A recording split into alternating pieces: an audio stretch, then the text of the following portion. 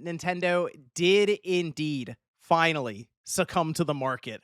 The Switch 2 is going up in price. They announced that overnight as they were putting out information for their previous fiscal year. This would have gone from April 1st, 2025 until March 31st, 2026.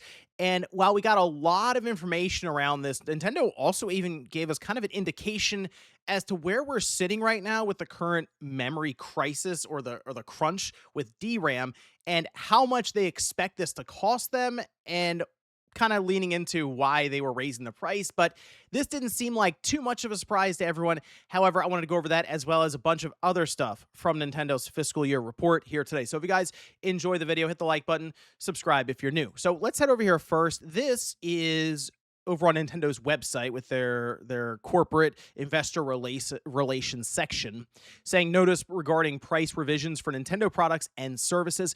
We had just talked about this earlier in the week about how investors were pressuring Nintendo. Hey, you need to raise the price on the Switch 2.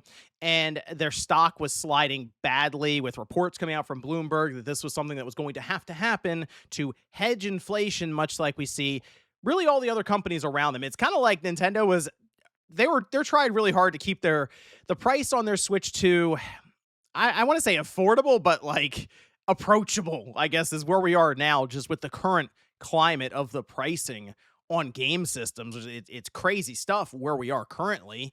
But Nintendo does not, as much as people seem to think they do, they don't want to raise the price on the Switch 2. They're in the user acquisition phase for a new generation. Raising the price only makes it more difficult to acquire users. Nonetheless, though, they held out, it seemed like, as long as they could. And now we have price increases in different regions, which does include Japan. By the way, the Japanese language system, that's the one that's essentially region locked to Japan, going up to 59,980 yen. That is more expensive than the PlayStation 5 that is locked to Japan. So interesting there that the Switch 2 is more expensive than the PlayStation 5. So something to monitor there, especially when we see more and more information since we get week-to-week sales numbers on the Switch 2 in Japan, how exactly this is going to affect it. However, we will have to wait until September 1st when all of this goes into effect. Yes, just ahead of the holiday season, when I assume, and many others, that Nintendo would work to ramp up manufacturing for their holiday season that quarter, October, November, December, where they tend to sell many more Switch 2 systems, right? Like, that's where the bulk of their sales come from during an entire fiscal year, is just in those 3 months. So with that in mind, we can also see even like the Switch 1 is going up in price there in Japan. And then when it comes to the US, Canada, and Europe, these all also jumping in price, with the Switch 2 in the United States going up $50 to $500, so $499.99. Basically, it's the same price as the bundle that's out there right now, just with no game. So I assume then the bundled Switch 2 with a game that Nintendo picks, depending on really the time, is probably going to go up to $550. So just a $50 slide upwards. In Canada, we can see it's up to $679.99. And then in Europe, it's going up to $499.99. All right, so everything's kind of gone up 15 to 20%, essentially, across the board here. And this is the most expensive system we've seen from Nintendo at launch, just outright. And now it's just gotten more expensive. So it's what the market around Nintendo has been doing with the PS5. We've seen now starting at $600 for a digital-only system, and the Xbox Series X, upwards of $650. If you want the disc drive for the PS5, also $650. So it's just an expensive time. Now, all these systems have officially appreciated in value now since they released. So this just makes it more difficult for Nintendo now to try to build up this generation, as different from Sony, right, who also focuses in on their hardware, definitely more so than Microsoft. But Sony is also trying to sell PS5 systems. However, they're at a point where they've sold the bulk majority of the systems for the generation. They're upwards of 94 million or so now. So, or Nintendo is on the opposite side. They're trying to build up from zero. Now, okay, we can see where they are currently, right, with their hardware coming in at 19.86 million units, about 2.5 million sold this past fiscal quarter. That's a little less than I was expecting. I thought it'd be a bit more. I thought they would have eclipsed the 20 million mark here for this past fiscal year. However, it's not an entire calendar year, we'll say, that's on the market for the Switch 2 at the time of this recording here, where they've put this down. So I think they will, of course, be probably around 21 million when it's all said and done for the system's first full year on the market. That'll be taking place first week of June. With that said, they were able to accomplish their goal, which was 19 million Switch 2 systems for this past fiscal year. And remember, that was revised up from the original 15 million. So despite moving quite a bit up in terms of their predictions for sales, they were able to figure that out, get past the 19 million mark, and almost hit 20 million. Now, that's going to be interesting going forward, as we will talk about their current forecast that they have set up for the fiscal year that started April 1st. But then we can also see the Switch 1 down here coming up on 156 million. Yes, they're still 4 million off of the PS2 number that's been put out there at 160 million. And based on their current forecast, it's going to be close. Like, they are going to be crawling their way there if they end up getting to 160 million units sold for the Switch 1. We also have updated numbers on software, the games that have sold for the Switch 2. Mario Kart World at 14.7 million units. The Donkey Kong Bonanza at 4.5 million. Pokemon Legends ZA, that's the Switch 2 edition specifically, 3.94 million. Pocopia at 2.41 million, which we'll actually touch on that again because we did get some additional sales data since Nintendo does not publish it in Japan. That's specifically handled by the Pokemon Company. And then Kirby Air Riders, 1.87 million. Very important to note that Mario Tennis Fever is not on this list. It came out in February. What that means, it not being on this list, is that it has not sold 1 million copies at this time, all right? So that I think is a big deal, because think about what we've seen since Mario Fever came out. Okay, I'm moving past Pocopia because that's also the Pokemon Company, and obviously it's here on the list, so it's it's sold well. But for Mario Tennis Fever, a little surprising they didn't get to 1 million copies yet, and it kind of shows some of the reactive nature for Nintendo with their pricing structure at this time. We're talking about, wow, hold on, Star Fox is 60 physical but 50 digital. Wait a minute, Splatoon Raiders is 50 digital. Oh, look at that. Yoshi, also cheaper. Like, some of these games that are coming out now for Nintendo feel cheaper than they should be. And it makes me wonder if Nintendo did look at something like Mario Tennis Fever and go, okay, we have to figure something out here with the software. What do? You lower the price to try to sell more software. That's typically the strategy.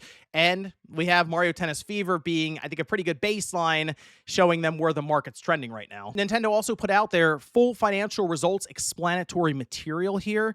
In this, they do go over a lot of like the hard numbers. And I mean, we can see immediately at the top here, the net sales fiscal year 25 versus 26. I mean, it's almost doubled, but operating profit being 27.5% up, it doesn't really align, and that just kind of shows how much it does cost to put out a new system in that year. You do much more net sales, but much less in terms of overall profit, right? It just costs a lot to get these systems out the door at a clip of probably 20 million that's shipped, maybe 21 million that have shipped at this time that they've produced.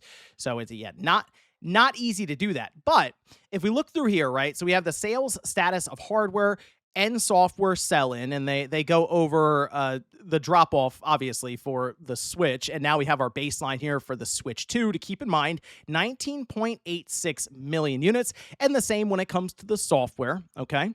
Now, if we go through a bit further, they have the digital sales, and it does seem like, yes, digital is getting a bit larger for Nintendo, and that should be expected because we have Fire Red and Leaf Green that are added in, and we're going to see a number for that here in a moment. But this is something we absolutely want to keep an eye on now that digital games are cheaper for Nintendo compared to physical games that they're putting out there, and that seems like a trend they will be continuing. All right, like every game we've seen since that initial announcement for Yoshi has followed suit. All right, with Star Fox being the latest example. I assume Fire Emblem, same thing, right? This Ocarina of Time remake that is that's rumored for the end of this year for the holiday season probably will be the same thing, and I think that will continue to push people in the direction of just buying games digitally. So important to keep an eye on this slide specifically for comparisons. Maybe not the best case at least for this comparison, because Fire Red and Leaf Green are added in. But going forward, when we get some of these releases for software from Nintendo that do differ in terms of pricing, digital versus physical, that could tip the scales heavily in favor of digital.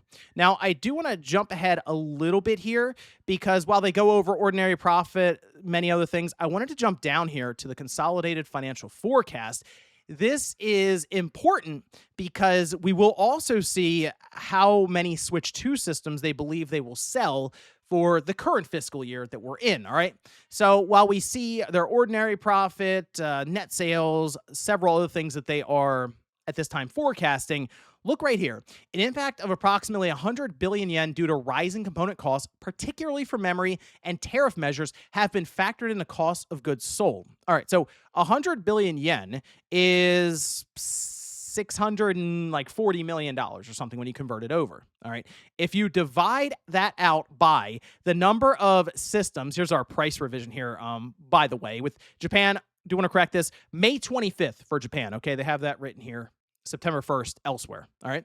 But when you look at the consolidated financial forecast, right, for hardware, 16.5 million units. Now, you might look at that and go, wait a minute, that's less than 19.86 million. It is, but this is technically more than what they were anticipating to sell when they first made their forecast for the Switch 2 at 15 million. So technically, they were pretty conservative when they first made that Switch 2 forecast. And then, of course, they raised it up to 19 million, which they did end up beating. Here, though, they're starting at 16.5, could go up higher, of course. And then they have their software at 60 million. So they are anticipating, yes, they're going to sell more software overall compared to this past fiscal year, right?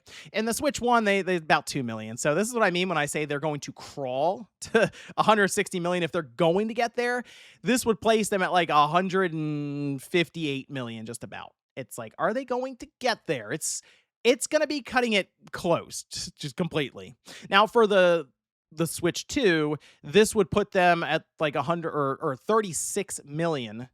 Switch to a little more than that, Switch 2 systems. I think that still keeps them on pace with the Switch 1, but it's hard to believe that when the Switch 1 goes into, especially the Animal Crossing pandemic cycle, is when people were throwing money all over the place, buying systems everywhere, it's hard for me to believe that the Switch 2 will keep up when you launch a line it there. And it's just going to get more difficult for Nintendo as prices do increase, all right?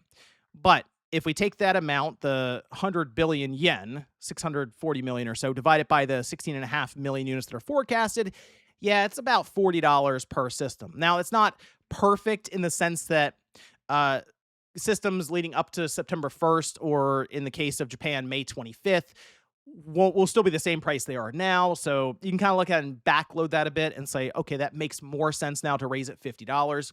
But that was, I think that's eye-opening for a lot of people to see that number thrown around. It's like, wow, memory, even for companies that are operating at the scale of Nintendo or Sony, this is what they're dealing with when it comes to the price of DRAM. And I know people are saying they should just eat the cost. I get it. What a world that would be, where companies go, you know what, guys? We just want to do this out of the kindness of our heart. That would be amazing. What a utopia. But we're in reality, and that's just not the way that for-profit businesses are thinking. And while they're publicly traded, even like private companies, it's pretty clear this whole memory situation right now with the price of it and bidding behind the scenes, and honestly, just overall allotment of memory, it's just getting difficult to get the stuff. I mean, I think there's an obvious reason why Valve is struggling with the Steam machine. It's like, these prices are insane. What do? We don't want to show up to market with something that's just incredibly expensive. And I think they're just going to put it out and say, here's what it is, and that's that. But this is the tightrope that all these companies right now are walking. And yeah, it has to do with a lot of the AI stuff that's making these parts just more expensive. We also have a look at Nintendo's annual playing users, and I mean, it's just leveled off completely here now. It was growing pretty well from when they started doing the NSO or where they were building up Nintendo accounts. They seem to have found their roof. It's 130 to 129 million users, and that really just shows that most of the people coming in, say for the Switch 2, are just, yes, upgrading from the Switch 1. You're still, I'm sure, getting turnover in that some people are coming in for the first time and getting a Switch 2. But this is kind of similar to what we see with even Sony, where they are also kind of leveling off. And this has been the big criticism around like game consoles. It's like there is eventually a point where you just stop growing because we kind of have an idea as to the size of the audience who do like game consoles and would prefer to play on them. And here I think is Nintendo's roof right here, right at 130 million. Now we do have sell through for the Pokemon titles that I was mentioning. Fire Red and Leaf Green, over 4 million units. That's kind of ridiculous if you think about it, 6 weeks after release. So they can just show up with what is, yes, essentially, there are some tweaks and stuff. I get it because it works with Pokemon Home and stuff. But I mean, it's not like a massive undertaking for them to have Fire Red and Leaf Green just dropped on the eShop. And they sell 4 million units at $20 a piece. That's just $80 million that they gross. So like, oh yeah, here's $80 million we found. Just that it's kind of ridiculous, the power of Pokemon. And then even Pokopia being a new game, new IP, new idea there. 4 million units when you count in what the Pokemon Company did on their end with publishing. And that's after 5 weeks. So it does show obviously the strength of Pokemon, although I don't know if anyone was like doubting that necessarily. So you think about when the next big generation of Pokemon releases in 2027, that absolutely will have an effect on Switch 2 sales. Here's my concern with that, okay? And it's kind of a concern I have right now for Sony, which I'm gonna do a video on Sony with what they said a lot during their financial report. But my issue is Sony has kind of alluded to the idea that, hey, it's gonna be actually kind of hard for us to just make PlayStation 5 systems. Like, even though GTA 6 is coming up and it'd be amazing if we can make as many PlayStation 5s as possible to go alongside of it, that's just not the reality of the situation. So I almost wonder if Nintendo is going to be kind of have the squeeze put on them to where they want to make more Switch 2 systems to go alongside of Pokemon, but they're going to struggle, and we'll see sellouts there for Pokemon. We'll see sellouts for the PlayStation 5 with GTA 6. It's going to be really, really tough and really weird over the next, I'm going to say 18 months. All right, just in the consumer market. They do have their announced first-party Switch 2 titles. We still need a release date on Fire Emblem. That's coming out this year. Pokemon Winds and Waves, they can obviously have time. It's coming out sometime in 2027. And I do expect them to have some sort of direct coming up here in June, probably the first half, to then set up what we're expecting, we'll say, for the rest of the year. Fire Emblem, of course, but also there's discussion around this Ocarina of Time remake. While a remake, I think will hit pretty hard, actually, in the market. I think people will be pretty excited about it. And yes, it'll, of course, get people buying up Switch 2 systems as they can ahead of September 1st. And then we have the Tamagotchi Life, which, hey, shout out to Tamagotchi Life, man. 3.8 million units in 2 weeks after release. That's impressive stuff. I recognize Tamagotchi Life. I respect Tamagotchi Life. It's not really my game, but hey, it's the Tamagotchi Life audience showed up and went crazy picking it up, okay? Talk about Mario Galaxy. They talk about the share buyback, cancellation of treasury shares, and that's about it. So that's Nintendo's financial report for the most part. We'll see if they issue any other statements for Q&A or anything like that, as I'm sure investors will have all kinds of questions about their plans starting up this fiscal year and going into 2027.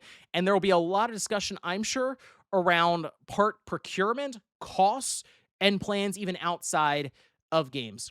But let me know what you guys think about this one down below in the comments. We had run a poll earlier this week, and I think 70% of people, it was almost like 40,000 votes, 70% of people were expecting a price increase. So to me, it's not shocking this has happened. Not at all, but it does kind of show the state of the market, especially when we see that 100 billion yen amount get thrown around for just the difference, how much more that has to be paid throughout this fiscal year for roughly 16.5 million Switch 2 systems, and just how weird the market and how weird gaming, especially when it comes to consoles, is right now. But let me know what you guys think about this one down below in the comments. Thank you so much for watching, and I'll see you next time.